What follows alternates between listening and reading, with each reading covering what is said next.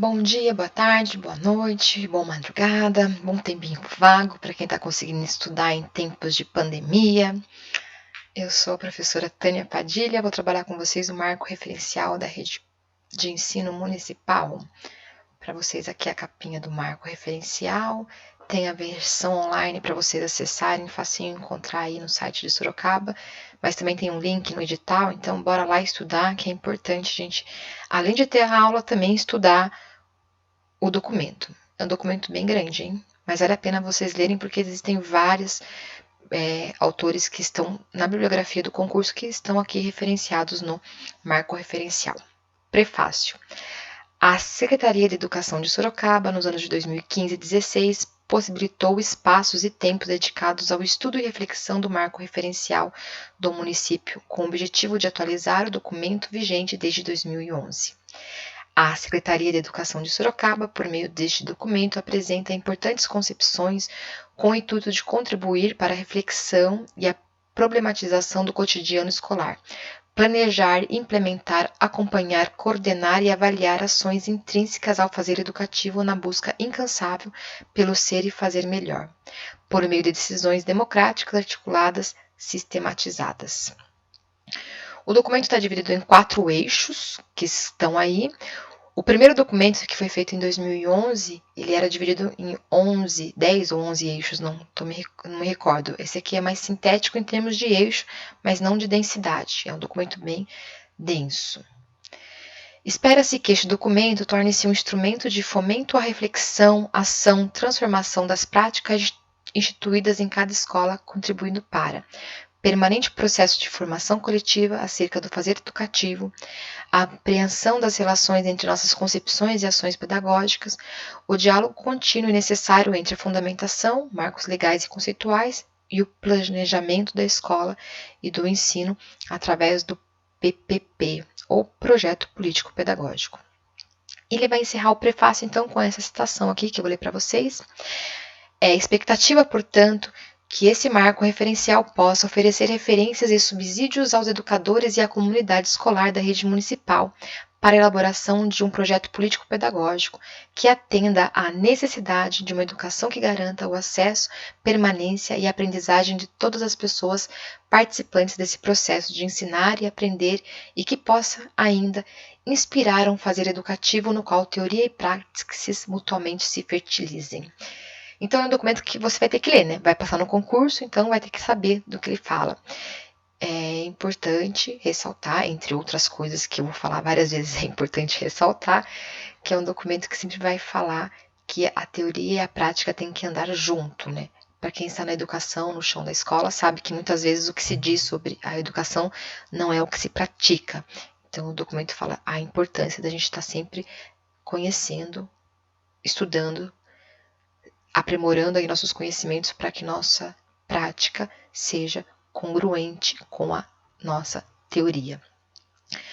No histórico do marco referencial, ele vai contar isso que eu falei para você, que o primeiro foi feito em 2010, publicado em 2011, com o auxílio do Instituto Paulo Freire, por isso que é um documento freiriano, a gente pode dizer.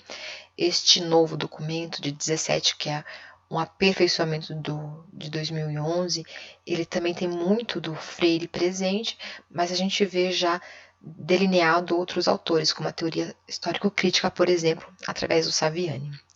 O marco referencial constitui-se numa sistematização dos referenciais filosóficos, sociais, psicológicos e educacionais do trabalho pedagógico da Rede Municipal de Ensino de Sorocaba, partindo do pressuposto de que a educação é direito público e subjetivo de todo cidadão.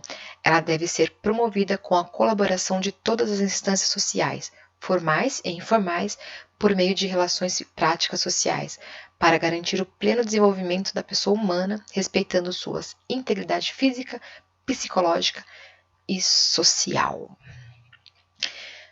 A função da escola, portanto, no mundo contemporâneo, é dar condições a cada educando para que se possa identificar-se é assumir-se como sujeito histórico e enfrentar conscientemente as adversidades sociais, agindo e interagindo socialmente para a vivência digna e amparada por todos os seus direitos. Educação e escola são concebidas, então, como práticas sociais que buscam significados e sentidos no contexto sócio-histórico experienciado e vivido pelos sujeitos. A escola também tem que ser construída pelos alunos, pela sua comunidade. Nesse sentido, a instituição escolar deve redefinir suas práticas e concepções éticas, estéticas, identitárias, culturais, de espaços e tempos educacionais, a fim de dar conta da complexidade do mundo contemporâneo, dos desafios que lhes são inerentes e da inserção de todo e cada educando. Nesse contexto social, isso só é possível com um projeto político-pedagógico coerente e consistente à realidade e desafios de cada comunidade.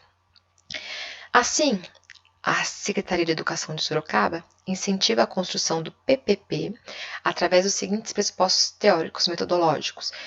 Entre os autores que vão referenciar esse documento, nós temos a Weig, Vasconcelos e o Gandim.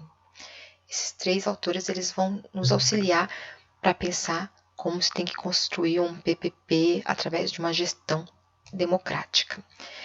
E para a construção do PPP, existem três grandes atos interdependentes, que é o situacional, conceitual e operacional. O situacional é nós entendermos aonde está a escola, né? Em que espaço, o que falta, o que precisa. É o diagnóstico da realidade educacional. O marco conceitual, pressupostos teóricos da educação escolar. Para que educar institucionalmente? Então, eu tenho que entender por que serve a educação. E o marco operacional, como responder de forma concreta ao que se espera da escola, a partir da sua realidade imediata numa relação dialética com os pressupostos teóricos. Olha a questão da teoria e da praxe, da relação aí entre conceito e modus operantes, né? Eu preciso me referenciar numa teoria, mas agir consoante a essa teoria. Contextualiza historicamente a educação em Sorocaba, dizendo que ela existe já há muito tempo e sempre foi uma educação que teve respaldo nas teorias construtivista, interacionista e humanista. Então, diante deste contexto, a Rede Municipal de Ensino de Sorocaba, refletindo sobre os compromissos que baseavam seu trabalho educacional no município, formula o primeiro marco referencial. E qual é a concepção de sociedade e de escola dentro da prática educativa? A prática educativa se estabelece num contexto de diversidade em que diferentes visões de mundo e experiências de vida são partilhadas dentro da escola. Essas diferentes visões de mundo, elas devem sentar para se confrontar, entender quais são essas visões de mundo para conseguir pensar esse marco teórico. Então, a educação a partir dessa decisão coletiva, ela é uma prática intencionalizada pela teoria. Eu não dou aula por dar aula, eu tenho uma intenção. Para que eu quero? Eu dou aula porque eu quero que os meus alunos tenham acesso aos conhecimentos que foram acumulados historicamente pela humanidade. É uma intenção. E como eu vou fazer isso? Através da pedagogia ou das práticas pedagógicas. Pretende-se, portanto, com as concepções que se seguem, lançar bases de discussão que nos ajudem a refletir sobre a nossa prática à luz da teoria, de modo a aprovar as mudanças necessárias em nossas concepções de mundo, de sociedade, de realidade, de humanidade, que impactem positivamente na consolidação de uma educação de qualidade social para nossos estudantes. O documento vai precisar, então, identificar o que é sociedade, o que é cidadania, o que é sujeito, né?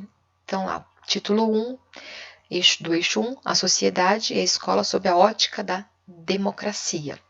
Nos aponta, logo de início, uma opção conceitual em relação ao modo de organização dessas importantes instituições, a sociedade e a escola, adotando claramente a democracia como conceito, como princípio institucional e como forma de governo, e mais, adotando a democracia como um modo de ser e de pensar. A educação ela tem por bem ser respaldada na democracia social. O que é uma democracia social? Uma democracia para todos, né? Não é uma democracia só por falar, mas em que todas as esferas da sociedade, principalmente as mais populares, tenham acesso a essa democracia. E para pensar o que é o sujeito, ela vai buscar referenciais em Aristóteles e Cícero, que vão falar que o homem é um ser social por natureza. Ele precisa ser social ou estar na sociedade para poder existir enquanto na sua humanidade. E através dos marcos legais, eu vou citar alguns só, mas todo momento o marco referencial vai falar da LDB, das diretrizes, da Constituição, para referenciar lá ou para justificar o caminho que ela optou em seguir. Então, ela vai definir aqui através das DCNs o que ela entende por sociedade. A sociedade, na sua história, constitui-se no locus da vida, das tramas sociais, dos encontros e desencontros nas suas mais diferentes dimensões. É nesse espaço que se inscreve a instituição escolar. O desenvolvimento da sociedade engendra movimentos bastante complexos. Ao traduzir-se ao mesmo tempo em território, em cultura, em política, em economia, em modos de vida, em educação, em religião e outras manifestações humanas, a sociedade, especialmente a contemporânea, insere-se dialeticamente e movimenta-se na continuidade e descontinuidade, na universalização e na fragmentação, no entrelaçamento e na ruptura que formam a sua face. A sociedade, então, em suma, seria o produto de um impulso natural conjugado com a vontade da consciência humana. Eu preciso viver em sociedade, mas eu racionalizo essa forma de viver em sociedade. Seguindo as reflexões de Freire, a educação, então, é um ato político. Então, já que nós precisamos viver em sociedade porque somos impulsionados a isso, nós temos que entender também que a educação é um ato político. Para isso, Freire vai nos ajudar. A educação pode ser entendida nesse sentido sobre 3 aspectos. Primeiro, como um evento social que se desdobra no tempo histórico, como uma mediação da sociabilidade, uma vez que a prática educativa também se reveste da finalidade intrínseca de inserir os sujeitos no universo social, tendo em vista que esses poderão existir fora do tecido social. E 3, como uma interação que influencia os rumos da sociedade. De acordo com a LDB, seguindo as reflexões de Carneiro, a educação atrai 4 conceitos estruturantes do novo mapa de referência da escola, enquanto palco principal do processo educativo. A escola, então, ela é prática social, o que estrutura a educação é o mundo do trabalho, movimentos sociais e as manifestações culturais. A educação é vista como prática social, isto é, uma atividade socialmente produzida e, ao mesmo tempo, produtora de existência social. Também é compreendida como a soma de processos históricos determinados pelas ações humanas. Outro conceito que estrutura a educação é o mundo do trabalho. A educação escolar vincula-se ao mundo do trabalho, aqui compreendido como ambiente de construção da sobrevivência, mas também de transformação social. Diferentemente do mercado do trabalho, o mundo do trabalho é o campo por excelência da realização humana e da construção coletiva da cidadania com qualidade de vida. C. A legitimidade dos movimentos sociais enquanto esforços organizados de construção de espaços alternativos de organização coletiva com vistas à emancipação da coletividade. E D. A diversidade de manifestações culturais, entendendo as experiências de cultura enquanto conceito antropológico que reporta o mundo criado pelo homem por meio de sua intervenção sobre a natureza, ou seja, por meio do seu trabalho. Então é importante respeitar a cultura, a diversidade, e os movimentos sociais são aqueles que fazem com que garanta a educação de qualidade para todos.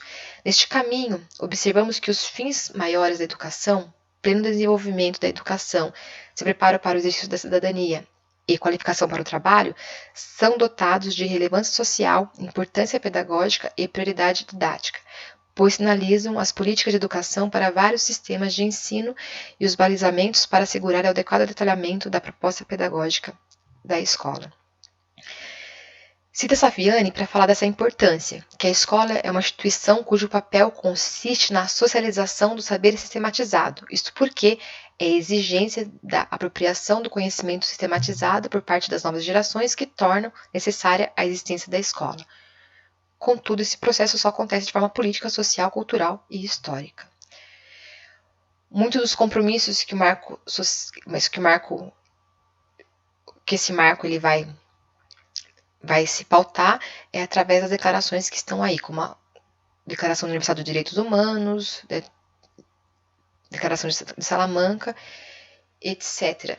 Esses documentos são importantes porque eles vão referenciar de fato o que é preciso fazer para chegar nessa educação de qualidade social, que respeite os sujeitos, que garanta aí uma educação onde as pessoas, os estudantes, tenham acesso aos conhecimentos sistematicamente acumulados pela humanidade. Pensar, portanto, na escola pública de qualidade e em sua função social na atualidade requer que seus atores sociais reconheçam a importância da educação no processo de constituição do ser humano, de modo que as práticas educativas resultem na aprendizagem dos saberes científicos construídos historicamente pela humanidade e dos valores sobre os quais se assenta nossa sociedade, instrumentalizando nossas crianças, adolescentes, jovens, adultos e idosos para o pleno exercício da cidadania. Aqui é a primeira parte da aula, espero que vocês tenham gostado. Nós temos mais 3 partes deste marco referencial. Continuo com vocês na próxima parte da aula. Obrigada.